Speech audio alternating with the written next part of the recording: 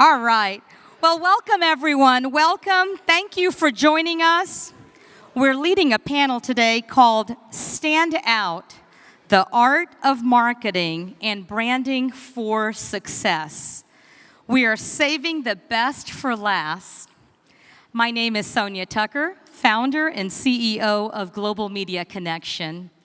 It's an honor to be here at the 10th anniversary of Hope Global Forums with these remarkable executives that are leading their brands and businesses.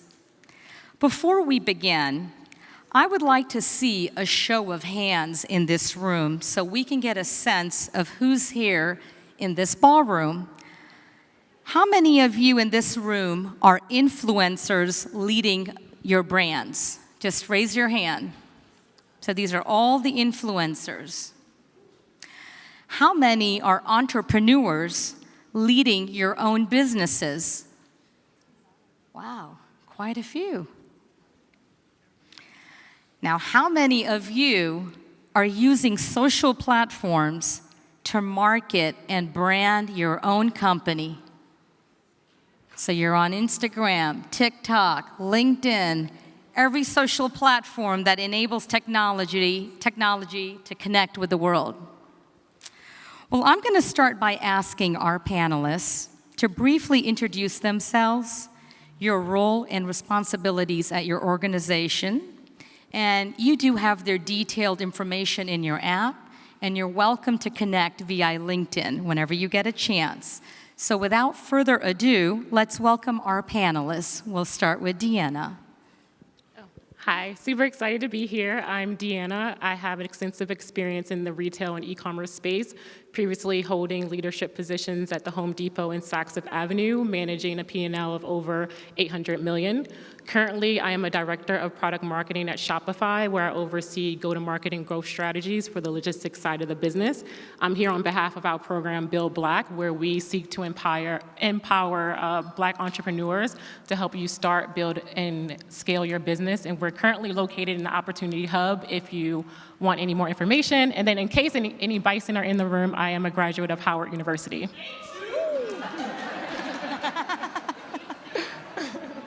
Thank you, Deanna. We're going to go with Devin. Hi, everyone. Devin Banerjee from LinkedIn. I help lead our editorial team. We're about 250 content specialists and journalists around the world, helping curate the great content, hopefully, that you see in your LinkedIn feed every day, as well as educate our 1.1 billion members on how best to use the platform, especially from a content perspective. I joined LinkedIn in 2018. Before that, I spent 7 years as a financial journalist at Bloomberg News and the Wall Street Journal. And this is my second time at the forum. I love being here, and I grew up in Los Angeles. Thank you, Devin. Appreciate that. Next, we will go with Toyan. Hi, my name is Toyan Julian. I'm currently the Chief Business Officer for Harris Family Legacy, which is an overarching branch that encompasses Grand Hustle Films, and all of TI's companies.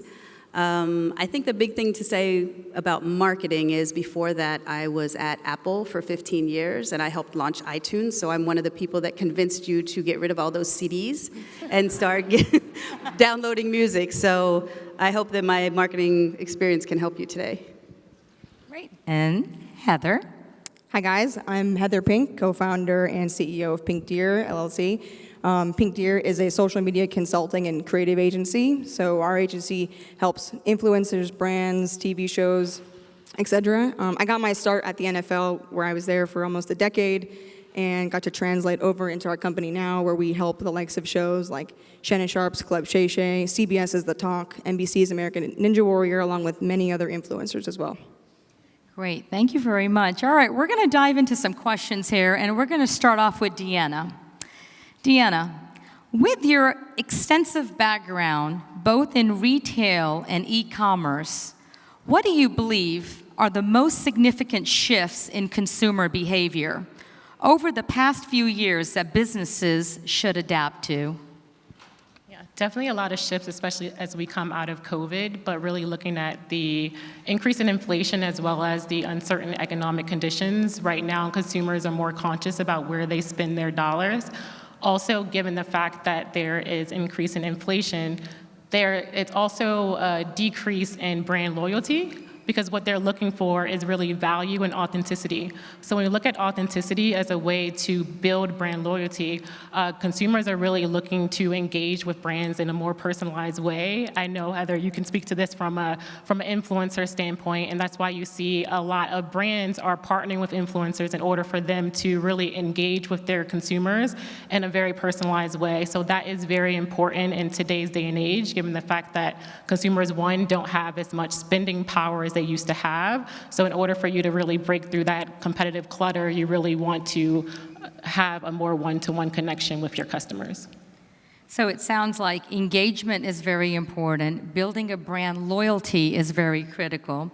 And in your experience with the intersection of retail and e-commerce, what's the one thing businesses are still doing wrong? So when I speak about like one-to-one connection, one thing that I would say some businesses are still doing wrong is the fact that they are taking a cookie-cutter approach when it comes to marketing. It's very important that you really understand your segmentation, and when I speak of segmentation, is really identifying what are the target audiences that have the highest propensity to generate the largest amount of revenue for your business, as well as that you can provide value to. I teach different incubator programs, and a lot of entrepreneurs are like, well, I have like all these different target audiences that I want to speak to, but you know that if you try to speak to everyone, you really speak to no one. So you really want to make sure that you hone in on your target audience. What is the value proposition in terms of value that your products bring to them, and making sure that you can also then engage with them in the right channels in order to optimize your return on investment for your marketing spend. So it's very important to know your target audience. It doesn't matter what brand you are, but everyone's going to have a different target. Thank you. Devin, you're shaping the future of news at LinkedIn. How much does the humble art of professional networking have to do with the success of a brand? Could it be the secret sauce that no one's really talking about? You know, we were just talking about really understanding your audiences. The flip side is equally, if not more important. Your audiences really have to understand you. They have to understand who you are, what your values are, what you care about, even why you're in business, what the driving, motivating factors are for you as a business leader, as an entrepreneur. And so on LinkedIn, what we're seeing, and my team is helping drive this, but really it's like the demand for this kind of content that we're seeing from, again, our 1.1 billion members is thought leadership. So business leaders really establishing themselves as experts in their fields and adjusting the mix of content in their social feed from LinkedIn or other platforms to be much more about themselves as experts, and less overt, explicit marketing. Obviously, that first bucket is marketing in a way. Again, you're establishing your credentials, your expertise, your values, and your thought leadership. But we're seeing that mix change quite a bit. So we're seeing content directly from C-level executives of all sizes, all size businesses on the platform growing 20 to 30% year over year over the past several years.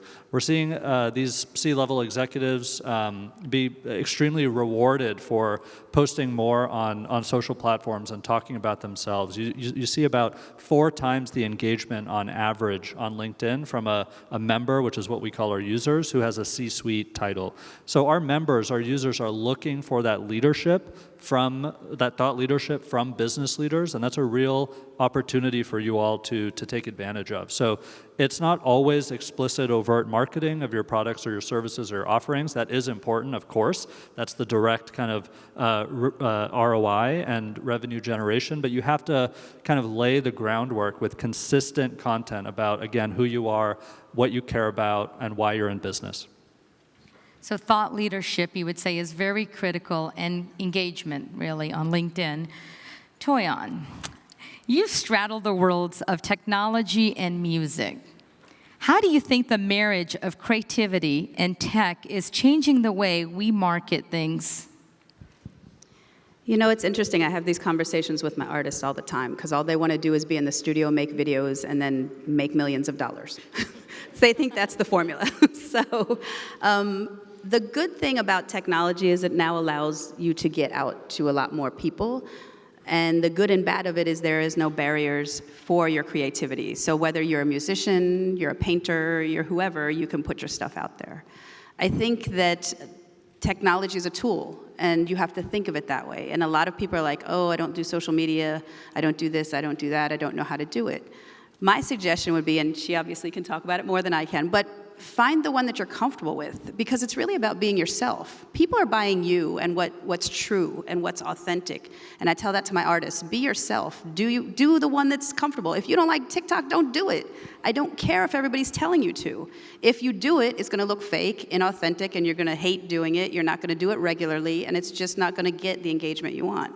So, find your audience. Some people, a little bit older are on certain platforms, a little bit younger on other platforms. So technology really is a tool, and I would suggest that everybody out here who's an entrepreneur or whoever you are trying to get yourself out there, use it that way. Don't let it scare you. Don't let it encumber you to be like, oh, I don't know how to do it, so I'm just not.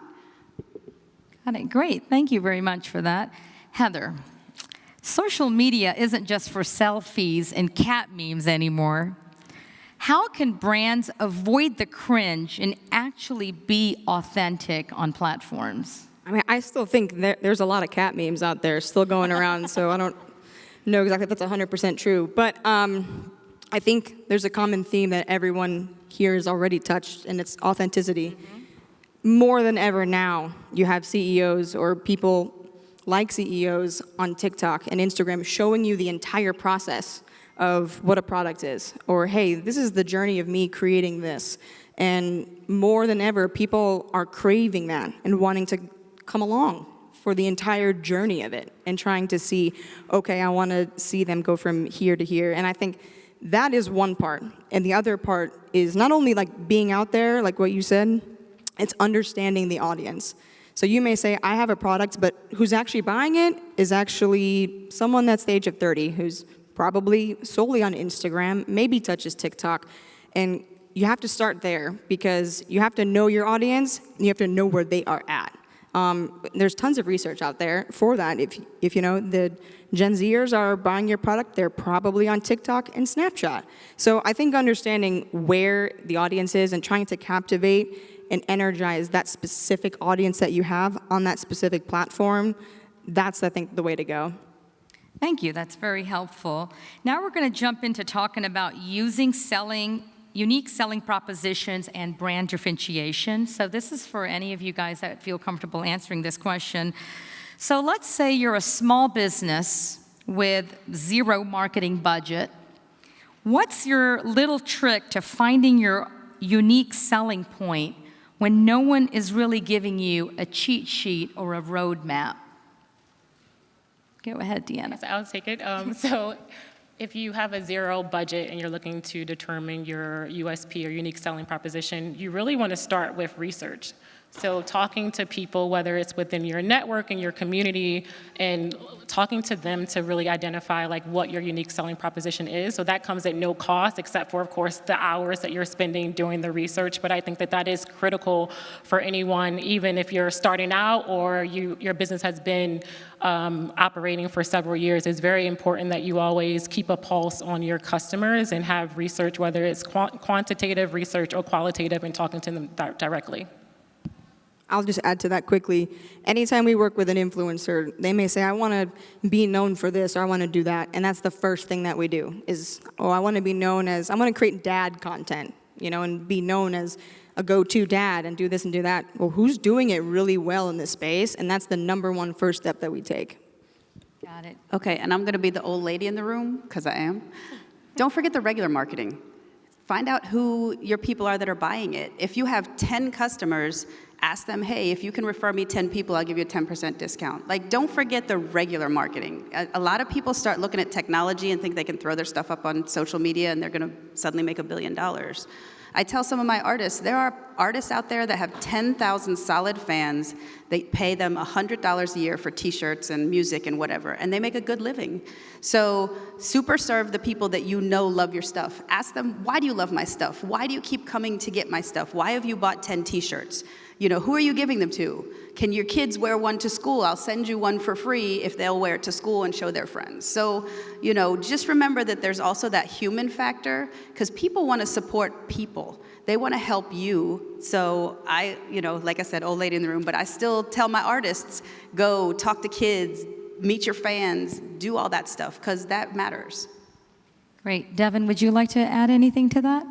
I would just say, which all the panelists touch on, it's experimenting, it's seeing what works. And one thing that we always coach business leaders on LinkedIn is to create buckets of content or buckets of thematic content. And so it might be, one bucket might be behind the scenes type content and taking your audience through the production or the manufacturing of your product. One might be your values and what you and your leadership team care about. One might be the overt explicit selling or marketing of the product or service. One might be announcements about your company or your business and how it's expanding or how its funding is doing, et cetera. Whatever those buckets are, you put them on paper and you slot content into those buckets as an editorial calendar, and you do it at the consistency or the cadency that you're comfortable with. So maybe it's one piece of content per bucket per week or per 2 weeks or per month. And then you set an evaluation period for yourself, a quarter or 6 months or 12 months, and literally measure out by bucket on average how those buckets performed. And whichever is performing better, you kind of tweak the adjustment or the allocation in that direction over the next period. So it's a framework. I was going to say easy.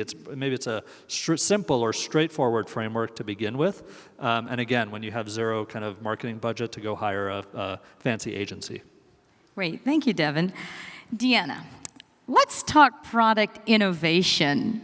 Does it really matter, or is it just a glossy excuse for brands to act like they've got something new when they're really just changing the packaging? Yeah, that's a good question. I think that innovation for the sake of innovation, it doesn't make sense, but innovation where you are meeting a need or filling a gap that exists, then that makes sense. And you bring up packaging. Of course, like changing your packaging from one color to the next doesn't really qualify as innovation, but you can update your packaging in a way where it can drive increased visibility. So for instance, there was RX Bar, which is a protein bar, and they had a very generic packaging before, and then they updated their packaging to really speak to the actual ingredients, making it very simple, and they actually increased their sales from 2 to 160 million in 3 years. So when you're looking at innovation, innovation doesn't always have to be like these grandiose things. When you think about that, it's really looking at what are the small tweaks that I can make to my products or my services to provide value to the end consumer. So that would be innovation. Great. Thank you very much. Heather, I'm guessing you've seen it all when it comes to social media. How do you convince brands to stop shouting at people and instead focus on creating an experience that makes them feel seen, heard, and authentic? Well, I think the storytelling is definitely one part, right? And I think that sometimes, I say sometimes, as in most times, people tend to overthink the process. They overthink, oh, is this video too long? Is it too short? Should I be doing this? By the time you've overthought it, it is gone. The moment is past. And social media is not really a place for perfectionism. And I think that I sometimes used to be a victim of it, and sometimes you just have to understand that the most important thing is getting the content out there. It's not making it look perfect, because there's no social media post that is perfect. I mean, there's things that can be spelled incorrectly on accident sometimes, but that tends to happen. But I think the most important thing is getting it out there and trying not to overthink the entire process, because just getting it out there is a step that some people can't even take. Great, thank you. Toyon, after years of working with iTunes, what's the single most important lesson you've learned about standing out when the market is already so crowded? It's like a concert without the backstage passes, right? So I think one of the things that I learned at Apple that kind of changed how I market, and I came in thinking I knew everything, but somebody else described it as, and I'll say it quickly because I know we're short on time. So there's fact marketing and there's emotional marketing. And Apple plays on your emotions. So here's a quick example. Microsoft will tell you, this is how fast the computer is. This is what it can do. This is how much it'll cost you. This is how big the hard drive is. Apple will say, do you love your grandma? Wouldn't you like to see her? We have a computer where you can actually see her face when you talk to her. Oh, by the way, it costs this much. Do you want to buy it? So think about that when you're storytelling. You're talking to other people. Most people don't know the difference between 256 and 512K and what the difference is, but they definitely want to see their grandma. So when you do marketing, think about touching the other person so they're like, I like that. You know, my hair could look nice when I wake up and my husband wouldn't be mad that I take 2 hours getting ready. You know, just think about the other person that you're talking to, because that's what marketing is. You're talking to a person, convincing them what you have is better than what everybody else has. That's a great answer. Absolutely. Right, audience? Absolutely. So, Devin, let's talk storytelling, because there seems to be a theme here of being authentic and storytelling. LinkedIn is a business platform with 1.1 billion members worldwide. But is there such a thing as too much business on your posts? And what's the trick telling a story on LinkedIn that doesn't make you sound like you're a walking sales pitch? It's exactly right. It's a shift that is happening right before our eyes on LinkedIn and all these platforms. And Toyon, just all the panelists have mentioned that it should be people talking to people. And you know, LinkedIn. One question that I and my team get all the time is, how should we think about your business or company pages versus your own profile on LinkedIn? And we're seeing just this tilt toward a lot more engagement, a lot more appreciation from users for content and activity from your own profile, you as the business leader or the CEO or the founder. And you know, I won't get into all the tactical details, but think about your company page, your business page as sort of that repository of content, a reference shelf for what a potential customer, a potential hire, a potential partner might want to go back and see, almost like a press release repository of sorts. Your own page should be that kind of balance of buckets I talked about earlier, and specifically speaking directly to your audience and taking them behind the scenes, giving them a look at a day in your life, a day in your team's life, or customer showcases and things like that. And it's very important. We're seeing, in terms of authenticity, which we've all spoken about, we're seeing the most surprising, I can name like these Fortune 500 CEOs, some of whom will probably be speaking here later, who are using like raw, authentic selfie videos on LinkedIn now. I mean, you're seeing this from the titans of finance breaking down their quarterly earnings on an iPhone video, obviously with their compliance people, you know, right on the other side of the phone, checking things, but they're speaking literally directly to their audience, looking at the camera lens. And video on LinkedIn is taking off. It's 36% growth year over year right now in terms of video creation on LinkedIn, and we're seeing about, on average, 1.4 times the engagement on videos on LinkedIn right now versus text posts from that same author or member. And so this just goes to the point that authenticity is paramount, and speaking directly to your audience, making them feel like they're hearing directly from you, is just more important than ever. Great, thank you, Devin. Appreciate that. Toyon, it's all right. You have the best of both worlds. You've worked both with the creatives and the techies alike. How do you represent that in your personal brand? And how does that align with your goals and help you propel forward? Is there a formula? This is the question I told Sonia. I was like, I don't know if I should answer this, because I honestly don't push my personal brand. If you go to my Instagram, you'll see my dog and my family. So, but you know, I am more of an entrepreneur, as maybe some of you are. I work inside of a company. I work for someone. My clients are celebrities and other people that I don't necessarily want to like blast out there. But I think, you know, building your personal brand, again, is about the authenticity. And if your brand, let's say you sell T-shirts and you have these fantastic T-shirts that you designed because when you were little you drew something and your mom said you should be an artist and make T-shirts.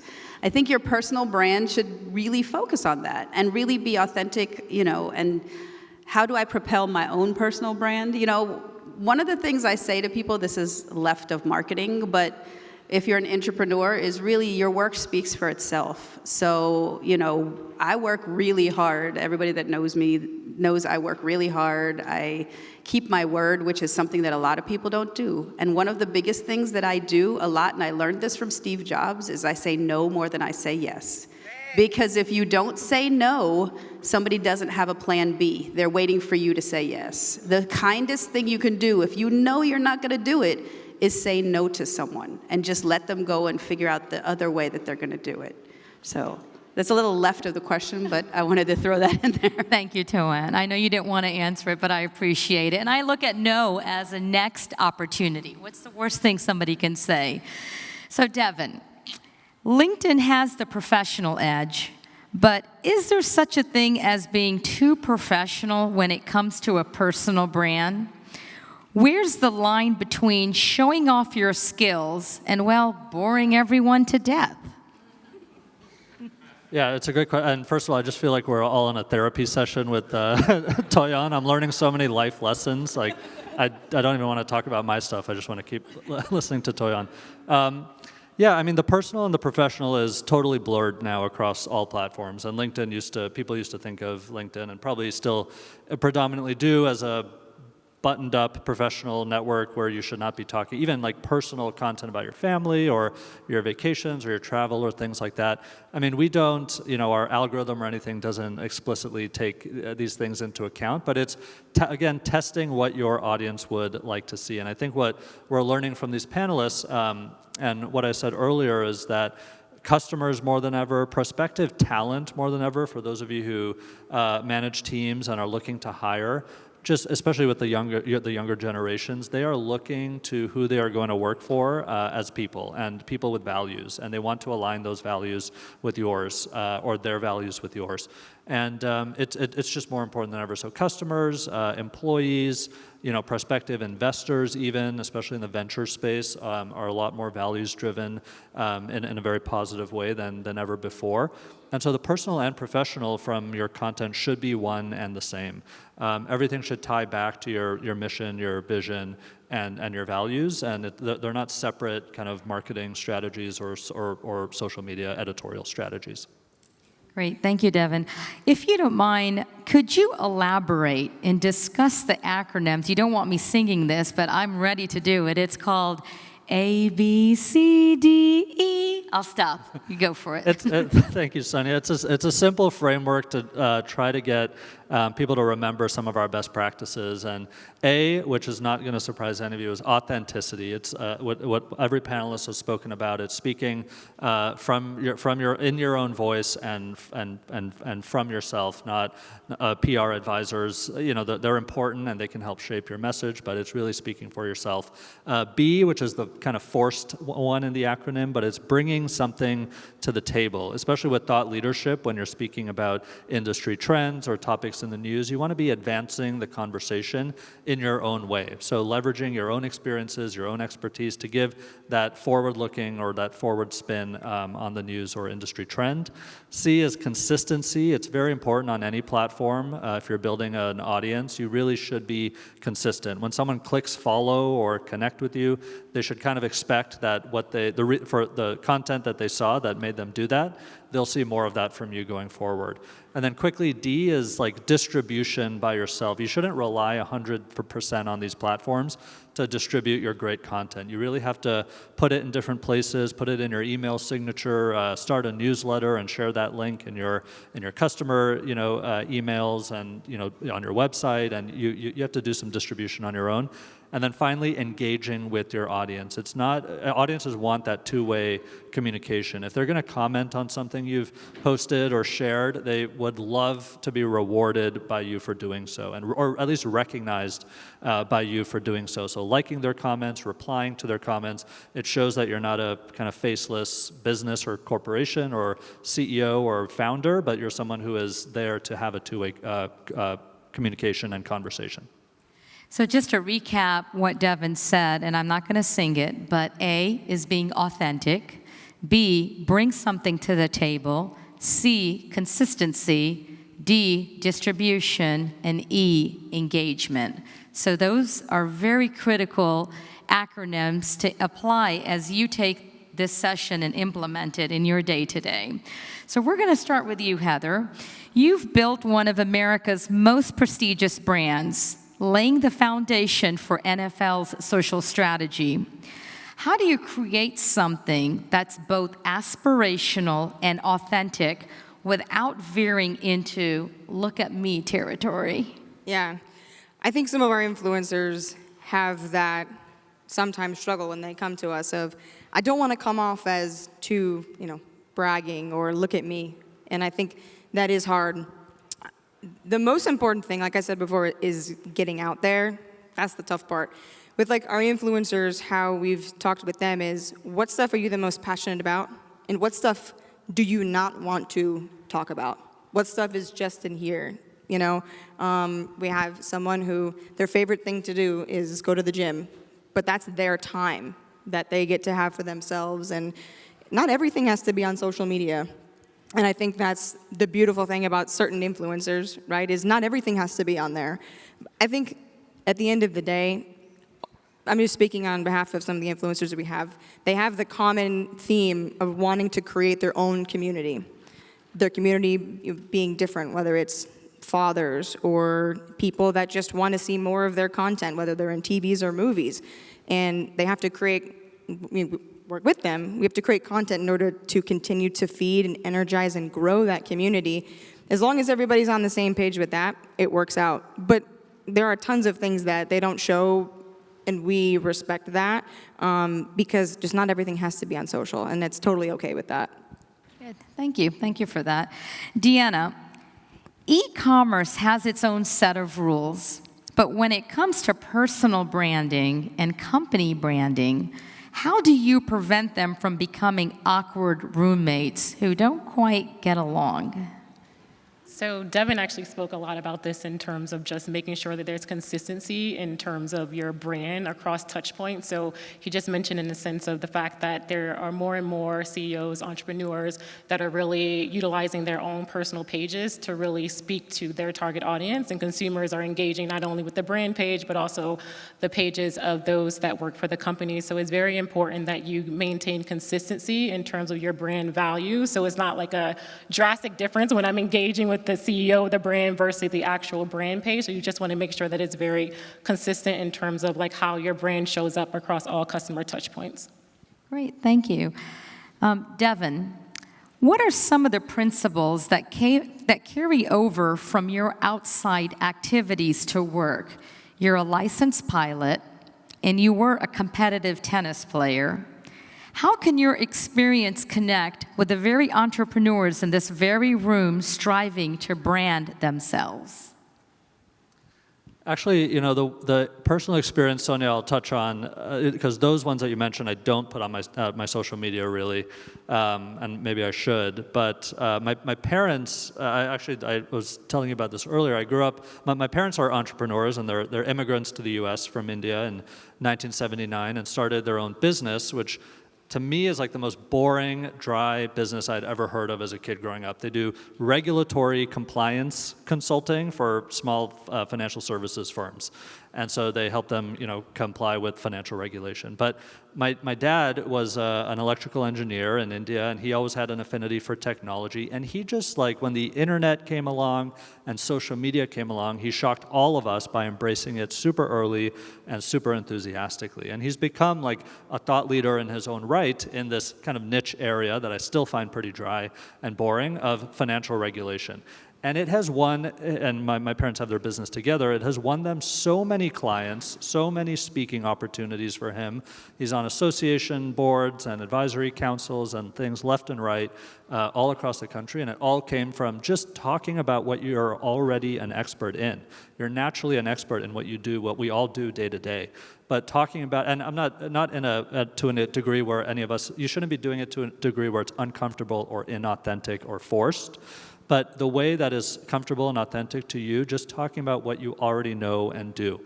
We all are experts in our own in our own way, and we all have unique experiences and expertise.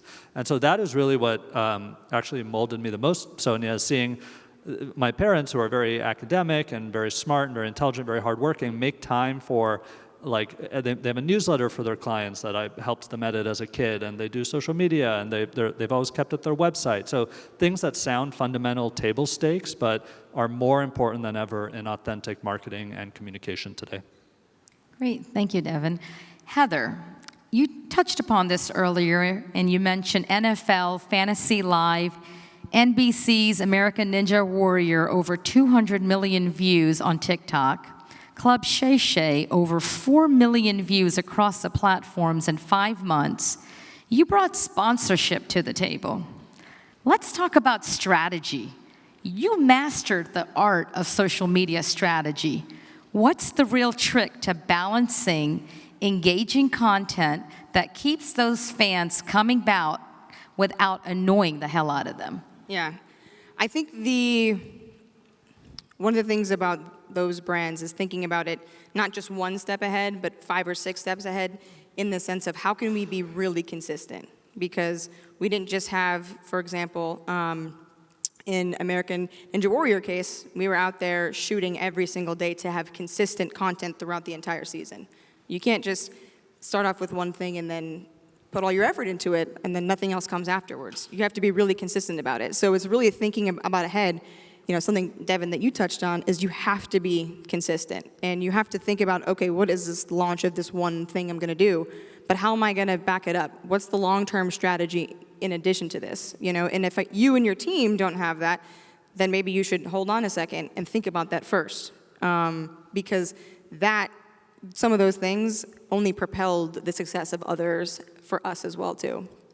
So would you add and say, is it long format that's important, or is it short format, or is it really depending on the platform that you're on that really engages and takes you to that next level? That is a good question. Good content, no matter how long or short, will always reign king. So it could be the best 3-minute SNL skit you've ever seen, and I will watch every single second of it. It could be a 2.5-hour-long interview with Cat Williams, and you would probably watch the entire thing. You know? Yep. Or it could be a 7-second video. I think the most important thing is if it's engaging, because it doesn't matter how long or short it is, but you do have to cater to the platforms. Like, you know, in Club Shay Shay's case, YouTube is the best platform for that. But if you go on Instagram and TikTok, you know, there are shorter moments because we have to stretch out those interviews into multiple days for our strategy. Got it. Thank you. Thank you for that. Toyon, you've seen social media platforms come and go, with TikTok, Instagram, and others now dominating. How do businesses choose which platform is actually worth their time, and how to avoid getting lost in that noise? I think one of the most important things is, what are you trying to do? Are you trying to get a lot of views, or you're trying to sell a t-shirt? So, you know, figure out what you're trying to do. As Deanna said, figure out where your audience is. So if you sell something for a certain age demographic, figure out where they are. But also which one you're most comfortable with. Some people are more comfortable posting things in text. So they're great on Twitter, which is now called X. You know, they don't like to do videos. They don't like to do, you know, things like that. Some people love to, like, show their face. So Instagram Live, they're out there all the time talking about stuff. But you really have to experiment. And this is what I tell my artists. When we post, do your streams go up? Because that's what matters. You're an artist. You're a music artist. You want people to listen to your music. Unless you want to be an influencer, the end goal is to sell your product and get people to buy your product. Now, I'm not saying do one post, it didn't work, okay, I'm not doing that again. Like she said, you have to do some consistency, give yourself some time, and see if it's working. But if it's not increasing your sales, then rethink your strategy and maybe rethink the platform that you're using. My content, though, sometimes is different than T.I.'s, you know, where I'm talking about other people that, you know, want to be like T.I., or he could just put something out and chill. Yeah. Well, I work with all his kids, and they're actually more challenging because they have different, you know, everybody lumps them all together, and, you know, they're all authentic to themselves. So, but what we do say is put up something, see if your streams go up, see if your YouTube views to your music go up, and But the biggest thing is there's a lot. It's just like when you go to the grocery store aisle and there's all that cereal. I mean, y'all know what I mean. When I was growing up, there weren't that many cereals. I don't know about some of y'all know that have a 5 in the beginning of your age. There was not all those cereals. Now there's like a whole row and a half of cereals. But figure out what you want and what's right for you and what the end goal is, and then you'll be able to pick which one works for you the best. Well, on that subject, I want to put this out there as well. Heather, how often should you post on social media? Is there a formula? I would say it does depend on the end goal. And if you're starting from scratch, you have to be aggressive. If you're wanting to be a TikTok star, or that's the route you want to go, you have to know how that platform caters and eats, let's just say, content. You have to be posting 3 or 4 times a day sometimes. But more importantly, you have to be engaging too. I would say for certain upcoming brands, it is advantageous to post multiple times a day. That is not the case for everybody. Some people that we have on our roster, they post a couple times a week, and that still works for them. And some platforms, that does work. Devin can speak differently to LinkedIn, but I know that in order to grow, you have to be able to post at a certain type of volume. Because every time you post, at least, let's just say you have 1 million followers, you say, I'm going to post Monday through Wednesday. You're probably only getting 30% or less of, and 30% is a good percentage. So if you post on Monday, there's a chance that only 30% has seen that. On Tuesday, 30% has seen it, but maybe that 30% was 10% from yesterday, and that's kind of how you have to think about it. Some people think, I've got 1 million followers, my post is going to go out to 1 million, and that is not the case at all. Great, thank you. What about you, Devin? Do you have anything to add from a standpoint of view? I always say consistency over frequency. So especially when you're getting started, you want to be able to commit to some consistent cadence. And so if that is once a week, because that is what you can handle and you're very busy with other things, then stick to once a week, keep it consistent for a month or a quarter, and then see if you can turn up the dial after that. And then Heather just mentioned engagement is so important for most platforms. There is some kind of discovery mechanism, so like an explore tab on Instagram or another feed where you're seeing recommended content. This is a generalization and not specific to any platform, but that type of content is typically the most engaging content. It's content that is, not just by like views or viewership, but by conversation. So comments, sharing, either private sharing or public reposting or resharing. So it's very important, again, going back to what I said about 10, 15 minutes ago, to be going back in and fostering conversation on your content, especially on LinkedIn. So replying to commenters, even asking your audience what their thought is on that topic or that product or service of yours. It might be a little scary to like invite conversation or invite comments, but it's really important to like engage your audience in conversation. Great, thank you very much. Devin, based upon what we've talked about, LinkedIn isn't just a place to post CV and resumes anymore. What's your best tip for using LinkedIn as a marketing tool without turning it into one of those people who constantly are spamming, connect with me for opportunities? Right? How many of you are just constantly getting those emails? Raise your hands. There you go. It does happen a lot. I get those emails a lot. I get those messages a lot. I think trying this art and this practice of thought leadership is really important for whatever industry we're in, any of us, whatever role we're in, whatever seniority we're in. It's really important to practice writing or speaking in video format, but writing in particular, I think, like short, being able to communicate what you do and why you do it, being able to communicate what industry trends are important for your stakeholders, whether that be customers or employees or partners, investors, et cetera, what trends in the industry they should care about and what your take on those trends is.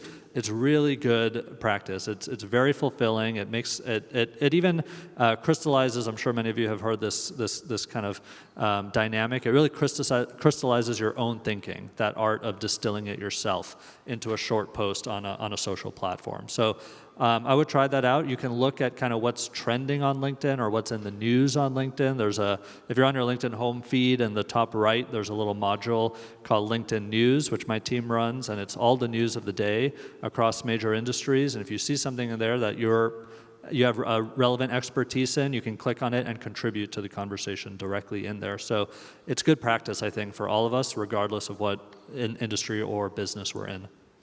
Thank you, Devin. We're going to go into storytelling and emotional engagement. So I'm going to start with Heather. Social media isn't all about visuals. It is about visuals, I apologize. Social media is all about visuals. How do brands craft visual storytelling that doesn't just sell the products, but creates an emotional connection that lasts long after the scroll stops?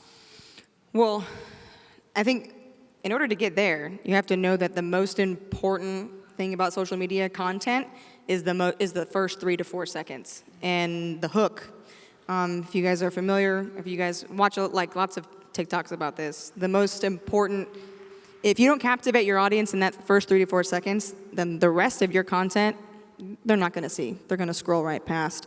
So sometimes you might have to re-engineer how you think about, oh, I want to tell this story, but how am I going to get people in? That's actually how I'm supposed to start this. It could be captivating text on screen.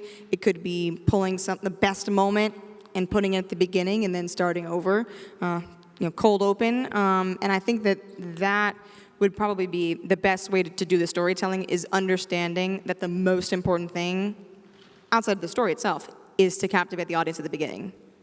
Engagement right at the beginning, Right at the top. Got it. Devin, LinkedIn is